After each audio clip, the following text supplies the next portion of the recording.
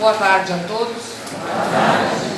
Que a paz do Divino Mestre se faça em nosso coração e permaneça em nós. Vamos serenando a nossa mente, o nosso coração, deixando as nossas preocupações, as nossas angústias do lado de fora, para estar aqui agora em mente e coração. E vamos estendendo esse Evangelho também aos nossos entes queridos, aqueles que deixamos em casa, aqueles que estão longe de nós, aqueles que estão passando por um problema de saúde, ou estão passando por uma perda, ou por uma necessidade, que lembramos nesse minuto, estamos aqui e rogamos por ele. Temos que lembrar que não pedimos só por nós, temos que estender também aos nossos semelhantes o que precisamos para nós, desejamos aos nossos semelhantes, sejam eles nossos amigos, ou sejam eles aqueles que se dizem nossos desafetos. Vamos abrir e ampliar o nosso coração nessa tarde para ouvir o Evangelho do nosso Mestre Jesus. E assim nós começamos a nossa tarde. Hoje eu vou pedir emprestado para Ana Giacomo, que é uma poetisa, uma frase para que a gente reflita e leve para casa. Quem foi que esqueceu, ou guardou, ou levou o nosso lápis de cor? Onde é que está guardada a caixinha de lápis de cor da nossa vida? Será que nós guardamos no coração, naquela gaveta empoeirada que mal conseguimos abrir e que nem lembramos de abrir? Ou deixamos que alguém levasse os nossos lápis de cores? Precisamos de alegria, precisamos de cores, de vida, de sonhos para levar a nossa vida aqui na Terra. Precisamos sonhar, ser felizes. Deus nos colocou no planeta Terra para a nossa evolução. Mas nós precisamos lembrar das cores que fazem sentido à nossa vida. Precisamos do azul para os dias nublados dentro do nosso coração. Precisamos do amarelo para fazer um sol bonito nos dias em que estiver chovendo e que não tivermos o consolo de ninguém. Para a solidão. Para que a gente faça um bonito sol. Ou então pinte as janelas, pinte o colorido das cortinas para alegrar a nossa alma. E o verde da esperança, para a nossa fé, para a nossa perseverança, para os momentos em que precisamos colocar em prática tudo que aprendemos nas palestras, nos estudos, na nossa vida, na nossa experiência, o nosso testemunho pessoal. Nós precisamos dessas cores, as cores da alegria, mas temos que cultivá-la dentro de nós, dentro do nosso coração, não nas mãos de outra pessoa. Aquele que se quiser e puder seguir conosco dentro da nossa felicidade, será bem-vindo. Mas não podemos colocar a nossa felicidade na mão de ninguém, decidir o outro decidir o que é melhor para nós. Nós não podemos dar esse poder ao outro. Nós temos que ter as rédeas da nossa vida e da nossa felicidade. Somos nós os nossos socorristas. Se lembram de que sempre estou dizendo isso, que somos nós os nossos primeiros e únicos socorristas? Pode vir a ajuda que vier. Se a gente decidir que não quer essa ajuda, nada vai ser feito. Precisamos do colorido da infância, da alegria juvenil, dos sonhos para prosseguir. Vamos lá dentro daquela gaveta que a gente não abre, fazer uma faxina dentro do coração e buscar a nossa caixa de lápis de cor, apontar os nossos lápis de cor e passar a utilizá-los no nosso dia a dia. Não está bom o dia? Está chovendo dentro do nosso coração? Pinte lá um sol bem bonito. Faça lá um desenho bem bonito para você, para que você tenha novamente o verde da esperança, da perseverança dentro do nosso coração, dentro do seu coração. E principalmente, faça um arco-íris, porque depois da chuva tem sempre o arco-íris. E o arco-íris é sempre a nosso elo com Deus, a nossa habitação. Faça com as cores que você achar necessária, que for bonita aos seus olhos. Sejam felizes e sejam luzes na vida dos outros, um do outro. Podemos pensar nisso, podemos voltar para casa hoje com essa grande ideia e apontar novamente os lápis de cores e mudar as cores da nossa vida, e assim a gente começa a nossa tarde. Vamos prestar atenção nos sinais, a Adriana falou muito bem isso. Hoje, como em qualquer dia da nossa vida, nós atropelamos porque nós mais falamos do que ouvimos. Vamos ouvir a mensagem dessa tarde, refletir, trazer para nós a transformação e a mudança. Mas vamos prestar atenção nas mensagens, principalmente na mensagem dessa tarde? E não vos conformeis com esse mundo, mas transformai-vos pela renovação da vossa mente, para que proveis qual é a boa, agradável e perfeita vontade de Deus. Romanos 12, 2. A gente começa com uma boa mensagem para que todos nós, através da nossa mente, não se conforme com a nossa vida, mas que transforme, evolua, progrida. Estou segurando um óculos porque eu quebro um óculos por semana. Eu sou dessas, que não compro um óculos decente e quebro um de farmácia por semana. Nossa mensagem espiritual da tarde, a nossa tarefa bendita, é o arrependimento e a reparação. Mas o que é o arrependimento? O arrependimento é a reação emocional, a lamentação, pesar pelo mal cometido. E a reparação? A ação de restaurar ou consertar algo é um reparo, ou uma satisfação dada a alguém por uma falta ou uma ofensa, retratação. Aí nós começamos a pensar assim, nós estamos habituados a pensar assim. Quando eu me conscientizo de que eu estou errada, eu me arrependo e sigo em frente. Mas será que só se arrepender já está tudo certo? Já resolveu o nosso problema? E nós vamos pensando que o Espírito está sempre em evolução. Se no princípio, segundo as leis de Deus, nosso Pai Criador, deixou claro que se seguíssemos as suas leis de não fazer mal ao outro, não devíamos fazer mal ao outro. E Jesus, dentro da sua bondade, do seu amor por nós, esteve entre nós, encarnado, e nos deixou a seguinte mensagem: fazei ao outro o que quereis que vos façam. Foi além. Ele não disse apenas que devíamos não fazer o mal, mas fazer todo o bem que queríamos que fizesse ao outro. Se eu faço ao outro bem, com certeza eu também vou receber o bem. Essa é a mensagem do nosso Mestre Jesus. E o Consolador prometido por Jesus, a nossa doutrina dos Espíritos, através do Senhor Allan Kardec, preocupado com a reparação, com o arrependimento, com a proposta da reencarnação, fez um grande estudo. No Evangelho segundo o Espiritismo, no capítulo 5, Bem-aventurados aflitos, no item 5, os Espíritos fazem uma explicação para Kardec e para nós do que seria a reparação, o arrependimento e a reparação. E ele dá como exemplo a nossa vida. Ele diz o seguinte: a lei pune os homens pelas faltas cometidas. E quando esse homem cumpre a pena, a sentença, ele pode dizer que ele sofreu as consequências do erro e está perdoado. Ele passou pela punição e está perdoado. Mas a nossa justiça é falha, nós sabemos disso, que ela não pune todas as nossas faltas. Ela pune, e muitas vezes, segundo a justiça que aquele juiz acredita ser a correta. Não é um juiz imparcial. E algumas faltas não são corrigidas.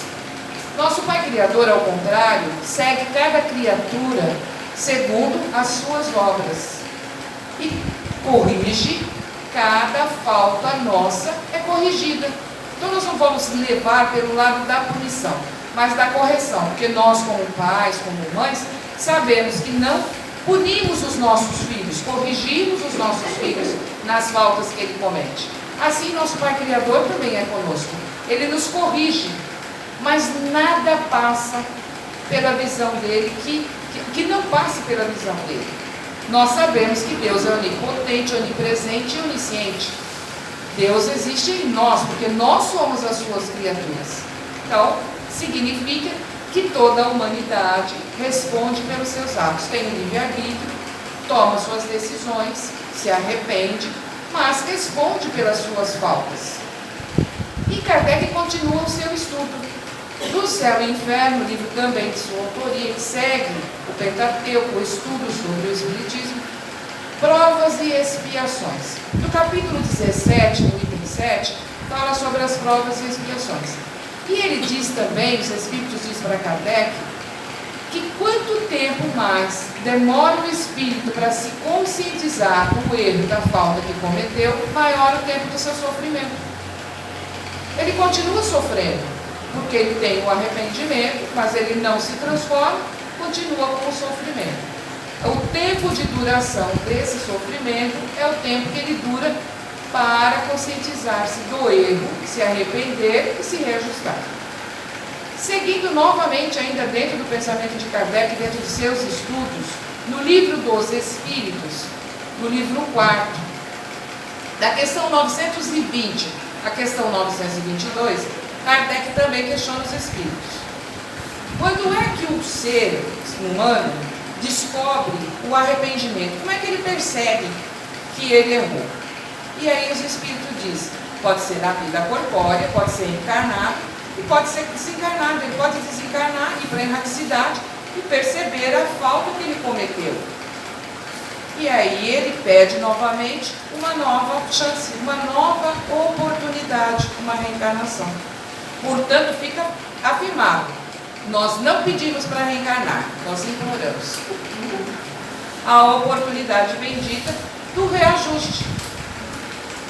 Pergunta também se ele estiver na vida corpórea, como é feita essa reparação.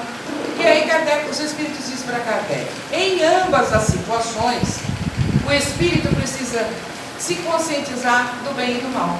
Quando ele se conscientiza de que ele fez o mal, e o mal é a ignorância, nós sabemos que o mal não existe, mas sim a ignorância da atitude que ele teve. E ele percebe e se coloca novamente no caminho para reajuste, aceita as consequências da falta que ele teve, é o principal. Ele acaba então conseguindo a reparação das suas faltas. Mas por que a gente falha tanto? Por que a gente, ao longo do caminho, dentro da nossa encarnação, encarnados aqui, nós cometemos tantas falhas? Pela nossa ignorância, pelo orgulho, pela vaidade, muitas vezes pelo poder, porque eu quero poder, a ganância, os ciúmes, a inveja, as atitudes que nós tomamos pelas nossas invigilâncias, no calor da emoção, nós não pensamos para falar, magoamos, ofendemos o outro, quando não tiramos a vida. Às vezes a pessoa sai tão de sério dela que ela acaba atentando contra a vida de alguém.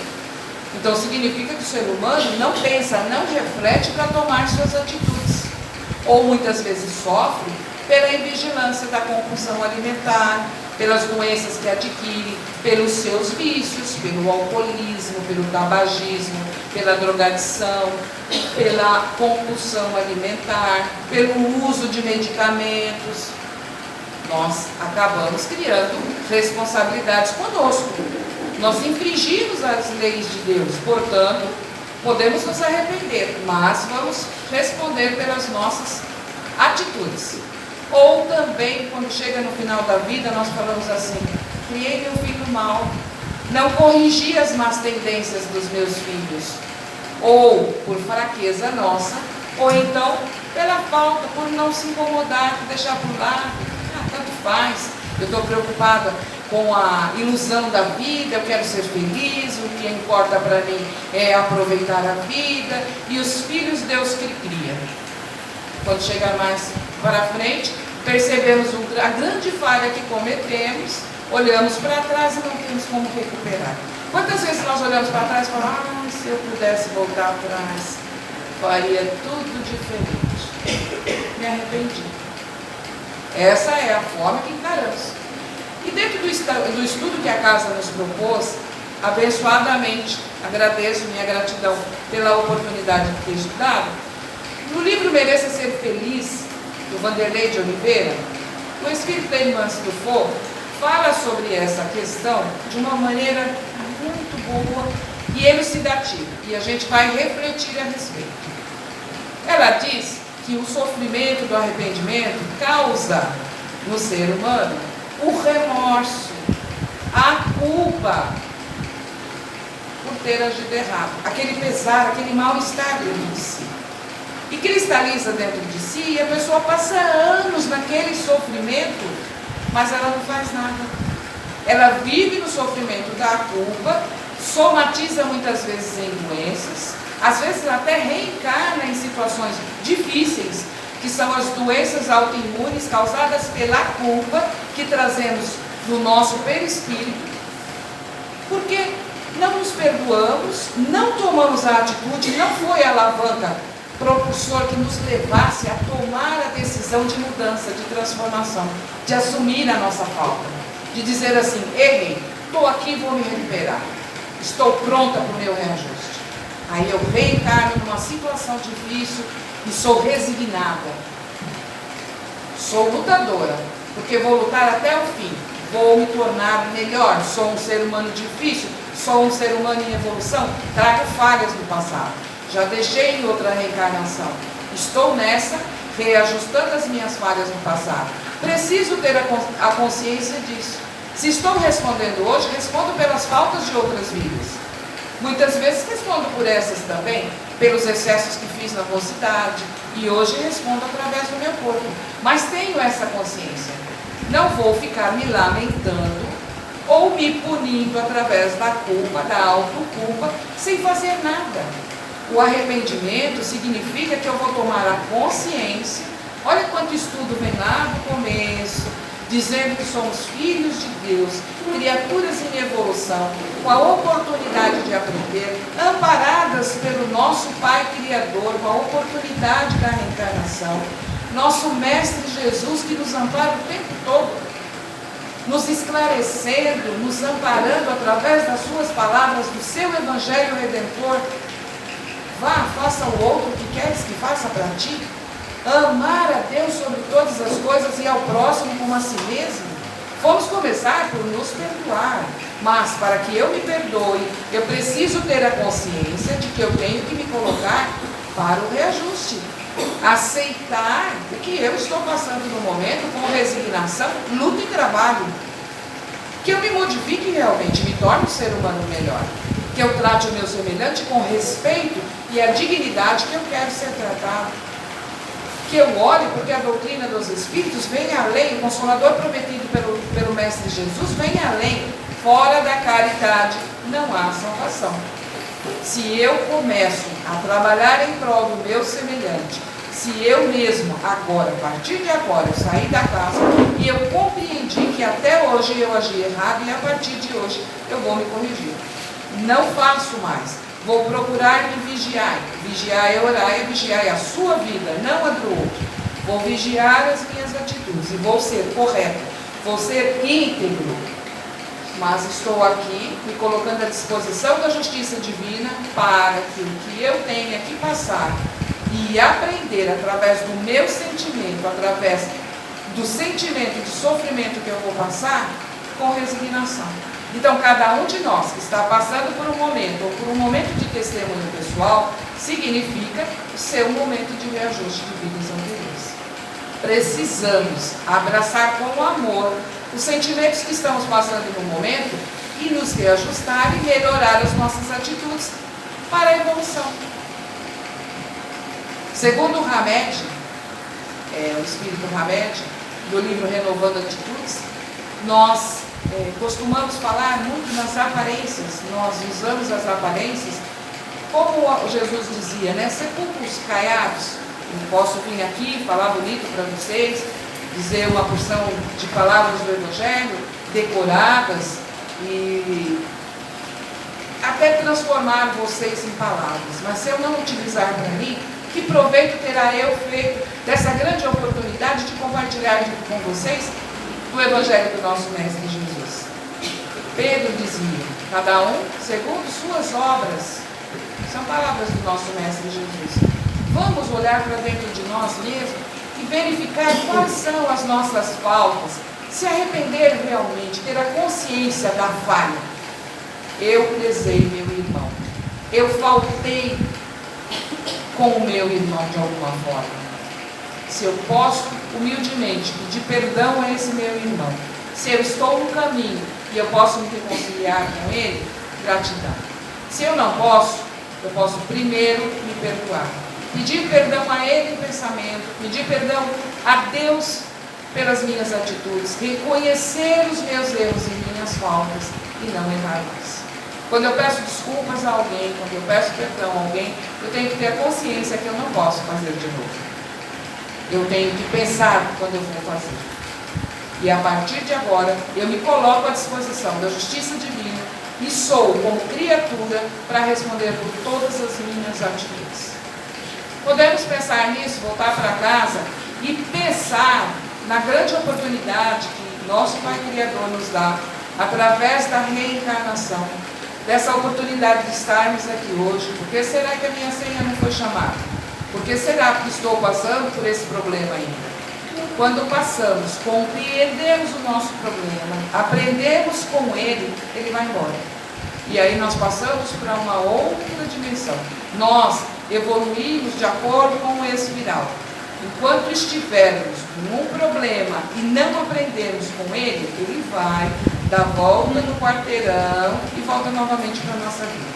Seja doença, seja a falta financeira, seja a perda de entes queridos, seja o que nós passamos na nossa vida. Quando aprendemos a lição, compreendemos e fazemos uso, porque compreender significa trazer para nós e utilizar na nossa vida, nós vamos passando de ano e vamos melhorando as nossas atitudes e evoluindo como espíritos. E assim a mensagem dessa tarde fica para todos vocês, que somos centelhas divinas em evolução, com certeza. Quem sabe hoje não é o momento das nossas vidas de reconhecer as nossas faltas e procurar no dia a dia, fazer como Santo Agostinho, chegar lá no final da noite e falar: puxa, que pena, hoje eu não fui uma boa pessoa, mas amanhã eu vou ser. Amanhã, quando eu me levantar de manhã, eu vou me refazer com a pessoa que eu ofendi, que eu magoei, e a partir de hoje eu não vou fazer mais. Eu vou melhorar minhas atitudes, melhorar realmente. Com certeza todos nós temos essa possibilidade e somos abençoados pelo Pai Criador e amparados pelo nosso Mestre Jesus, principalmente pela espiritualidade que está conosco diariamente, nos dando boas inspirações para as nossas boas atitudes e os nossos bons sentimentos. Eu agradeço a todos por terem me ouvido. Desejo aos senhores que alcancem o que vieram buscar nessa casa de caridade, dentro da necessidade pessoal de cada um, dentro do merecimento pessoal de cada um, e principalmente a misericórdia do nosso Pai Criador. Eu os abraço a todos fraternalmente e a minha gratidão a todos. Muito obrigada.